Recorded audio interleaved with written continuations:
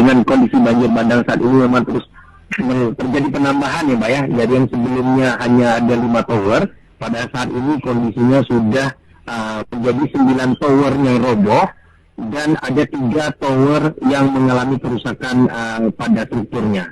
Jadi kondisi saat ini sudah semakin luas untuk robohnya tiang transmisi 150 kV.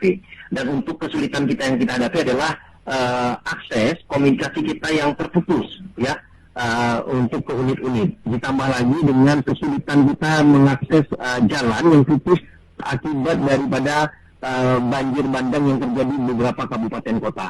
Tapi kami juga terus melakukan upaya-upaya perbaikan. Hari ini kita sudah mengirimkan 4 set tower emergency melalui pesawat